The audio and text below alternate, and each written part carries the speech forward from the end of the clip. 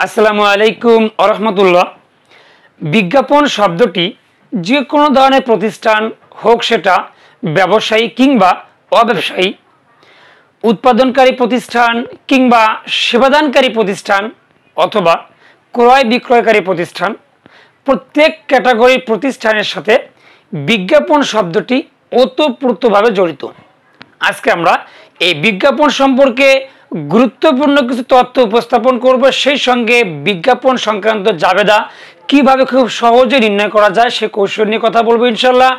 অবশ্যই তোমরা সম্পূর্ণ ভিডিওটি জুড়ে আমার সঙ্গে থাকবে এবং যারা এখন পর্যন্ত আমার চ্যানেলটিতে সাবস্ক্রাইব করোনি অবশ্যই সাবস্ক্রাইব করে পাশে থাকা বেলটি বাজিয়ে দিবে। আর যারা ইতিপূর্বে সাবস্ক্রাইব করে রেখেছো অসংখ্য ধন্যবাদ, এবং যারা আমার ভিডিওটি ফেসবুক পেজ থেকে দেখতেছো অবশ্যই লাইক, কমেন্ট, শেয়ার এবং ফলো করতে ভুল করবে না। শুরুতেই আমরা একটু জানবো যে বিজ্ঞাপন বিষয়টা আসলে কি। দেখো, আমি পাশে কিছু শব্দ লিখে রেখেছি। বিজ্ঞাপন কি, কাজ কি, কেন প্রয়োজন। বিজ্ঞাপন মূলত একটি প্রতিষ্ঠানের বা একটি কারবারের গুণগত মান কিংবা তাদের বৈশিষ্ট্য জনগণের কাছে প্রকাশের জন্য, জনগণকে তাদের প্রতিষ্ঠানের দিকে আকৃষ্ট করার জন্য প্রচার বা প্রকাশপত্রই হলো বিজ্ঞাপন। আশা করছি বিজ্ঞাপনটা কি তোমরা সেটা বুঝতে পেরেছো। বিজ্ঞাপনের কাজ কি। বিজ্ঞাপন একটা বিষয়, দেখো যে কোনো প্রতিষ্ঠান, ধরলাম যে একটি পণ্য তারা উৎপাদন করেছে, তাদের পণ্যটা আসলেই ভালো নাকি খারাপ, তাদের পণ্যের কাজ কি আমরা কি বলতে পারবো? কখনোই না। আমরা কখন বলতে পারি? যখন তারা তাদের পণ্যের গুণগত মান, পণ্যের বৈশিষ্ট্য তারা প্রচার করে থাকে, আমাদের কাছে প্রকাশ করে থাকে বিজ্ঞাপনের দ্বারা, তখনই কিন্তু আমরা বুঝতে পারি যে এই পণ্যের কিংবা এই জিনিসের গুণগত মান এমন, এর কাজ এমন। তার মানে বিজ্ঞাপনের কাজ হচ্ছে কোনো কিছুকে মানুষের কাছে পৌঁছানো, মানুষের নলেজে দেওয়ার একটি মাধ্যম। কেন প্রয়োজন? অবশ্যই প্রত্যেকটি প্রতিষ্ঠানের জন্য বিজ্ঞাপন প্রয়োজন, কেননা বিজ্ঞাপন ছাড়া ওই প্রতিষ্ঠানের প্রচার কিংবা প্রসার হবে না। বিজ্ঞাপন ছাড়া কোনো প্রতিষ্ঠান সম্পর্কে সাধারণ মানুষ খুব সহজেই বুঝতে পারে না কিংবা জানতে পারে না। সো আমরা বুঝতে পারলাম যে বিজ্ঞাপন জিনিসটা কি এবং কেন বিজ্ঞাপনের এতটা প্রয়োজন। সুপ্রিয় শিক্ষার্থী বন্ধুরা, এখন আমরা শিখব যে বিজ্ঞাপন সংক্রান্ত কোন ধরনের জাবেদাগুলো বেশিরভাগ আমাদের পরীক্ষায় আসে এবং এগুলোর সমাধান কিভাবে করব। দেখো, আমি বোর্ডে কয়েকটি শব্দ মাত্র লিখে রেখেছি বিজ্ঞাপন সংক্রান্ত। আশা করছি এই কয়েকটি শব্দের জাবেদা তুমি যদি নির্ণয় করতে পারো, তাহলেই তুমি বিজ্ঞাপন সংক্রান্ত যত ধরনের তথ্য, যত ধরনের দাখিলা পরীক্ষায় আসবে সেগুলো খুব সহজেই তোমরা জাবেদা করতে পারবে ইনশাল্লাহ। এক নম্বরে আমি দেখো লিখে রেখেছি এটিএন বাংলাকে। এটিএন বলতে বোঝানো হয়েছে একটা টিভি চ্যানেল, তাই না? তো এখানে এটিএন বাংলা আছে, যদি এখানে অন্য কোনো চ্যানেল নাম থাকে হবে না? অবশ্যই হবে। এটিএন বাংলাকে বিজ্ঞাপন বাবদ প্রদান 10,000 টাকা।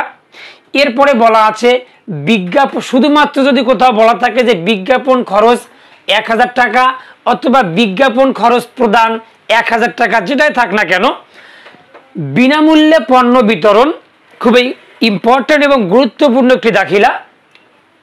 বিনামূল্যে ভোক্তাদের মাঝে পণ্য বিতরণ, দুইভাবেই আসতে পারে, বিনামূল্যে পণ্য বিতরণ কিংবা আসতে পারে বিনামূল্যে ভোক্তাদের মাঝে পণ্য বিতরণ। গুরুত্বপূর্ণ আরেকটি দাখিলা হচ্ছে বিক্রয় মূল্যে পণ্য বিতরণ। আরেকটি আসতে পারে প্রতিষ্ঠানের প্রচার বা প্রসারের জন্য ব্যয় হলো এত টাকা। এই শেষের শব্দটাতে দেখো কোথাও বিজ্ঞাপন কথাটা কিন্তু উল্লেখ নেই, কিন্তু বলছে কি প্রতিষ্ঠানের প্রচার প্রসারের জন্য ব্যয়। প্রচার কিংবা প্রসার আমরা কিসের মাধ্যমে করে থাকি বলতো? অবশ্যই বিজ্ঞাপনের মাধ্যমে করে থাকি। এখন আমরা দেখব যে এই শব্দগুলোর জাবেদা কিভাবে করতে হয়। আমি আবারও বলছি, আজকে আমি যে 6টি মূলত এখানে আমি দাখিলা উল্লেখ করে রেখেছি, এই 6টি দাখিলার জাবেদা পারলে তুমি বিজ্ঞাপন সংক্রান্ত সকল জাবেদা তুমি পাবে। কেননা বিজ্ঞাপন থেকে যে ধরনের দাখিলা তোমাদের পরীক্ষায় আসে এই 6টির বাইরে কিন্তু তা নয়। ওকে, 1 নাম্বার এবং 2 নাম্বার, সেই সঙ্গে শেষেরটি, এই তিনটার জাবেদা কিন্তু একটিই হবে। এটিএন বাংলাকে বিজ্ঞাপন বাবদ প্রদান, শুধুমাত্র বিজ্ঞাপন খরচ, প্রতিষ্ঠানের প্রচার প্রসারের জন্য ব্যয়, এই তিনটি কিন্তু একই ক্যাটাগরির জাবেদা, বিজ্ঞাপন সংক্রান্ত। এই তিনটির জাবেদা আমরা কি লিখব? এই তিনটির জন্য আমরা লিখব বিজ্ঞাপন হিসাব ডেবিট, বিজ্ঞাপন হিসাব কি লিখব? ডেবিট, এবং নগদান হিসাব লিখব ক্রেডিট। এই তিনটির জন্য একটাই জাবেদা, বিজ্ঞাপন হিসাব ডেবিট, নগদান হিসাব ক্রেডিট। আশা করছি তোমরা বুঝতে পারছো যে আমি কেন এবং কিভাবে এই তিনটির জাবেদা করলাম। যেহেতু আমাদের এখানে বিজ্ঞাপন বাবদ খরচ করা হয়েছে, আমরা জানি যাবতীয় খরচ কিংবা ব্যয় জাতীয় শব্দ ডেবিট হয়, আর আমার এই বিজ্ঞাপন খরচের মাধ্যমে আমার কি চলে গেল? নগদ টাকা, কাজে নগদান হিসাব এখানে ক্রেডিট। এরপরে খুবই গুরুত্বপূর্ণ যে দুইটা সেম, বিনামূল্যে পণ্য বিতরণ এবং বিনামূল্যে ভোক্তাদের মাঝে পণ্য বিতরণ, অবশ্যই এটি বিজ্ঞাপন। তার মানে এটার জন্য আমাদের প্রথম জাবেদাটা হবে বিজ্ঞাপন হিসাব ডেবিট। বিজ্ঞাপন হিসাব কি হবে? ডেবিট। তাহলে ক্রেডিট আমরা কি করব? নগদান? না, কখনোই না। এখানে নগদান কথাটা ক্রেডিট লিখলে আমাদের জাবেদাটি সম্পূর্ণ ভুল হবে। কেননা দেখো তো, আমি এখানে বিজ্ঞাপন হিসেবে কি নগদ টাকা দিয়েছি? নো, আমি এখানে কি দিছি? পণ্য। তার মানে যখন কোনো দাখিলার মাঝখানে পণ্য কথাটা উল্লেখ থাকে, যদি তার আগে পিছে ক্রয় কিংবা বিক্রয় কোনো কিছু যুক্ত না থাকে, আমরা ধরে নিব এটি আমাদের ক্রয়। কি ধরে নিব? আমাদের ক্রয়। তো ক্রয়কৃত পণ্য যেহেতু আমি বিজ্ঞাপনের জন্য দিয়ে দিলাম, তার মানে আমার বিজ্ঞাপন ডেবিট, বাট এই ক্রয়কৃত পণ্যটা কি হয়ে গেছে? ক্রেডিট। তার মানে আমাদের এখানে হবে ক্রয় হিসাব ক্রেডিট। তাহলে আমরা লিখব ক্রয় হিসাব ক্রেডিট বা ক্রেডিটর। আবারও বলছি, বিনামূল্যে পণ্য বিতরণ কিংবা বিনামূল্যে ভোক্তাদের মাঝে পণ্য বিতরণ কথাটি উল্লেখ থাকলে সঠিক জাবেদা কি হবে? বিজ্ঞাপন হিসাব ডেবিট এবং ক্রয় হিসাব ক্রেডিট। আশা করছি তোমরা একটি এবং দুইটি, যে দুইটি জাবেদা আমি দেখালাম, তোমরা সহজে সেটা বুঝতে পেরেছো। এখন আমরা সর্বশেষ আজকের আলোচনার যে জাবেদাটি, সেটি হচ্ছে বিক্রয় মূল্যে পণ্য বিতরণ। দেখো, অবশ্যই এখানে বিজ্ঞাপন হিসাব ডেবিট হবে, তাই নয় কি? তো বিজ্ঞাপন আমরা ডেবিট দিলাম, বিজ্ঞাপন হিসাব ডেবিট। কিন্তু এখানে ক্রেডিট কি হবে?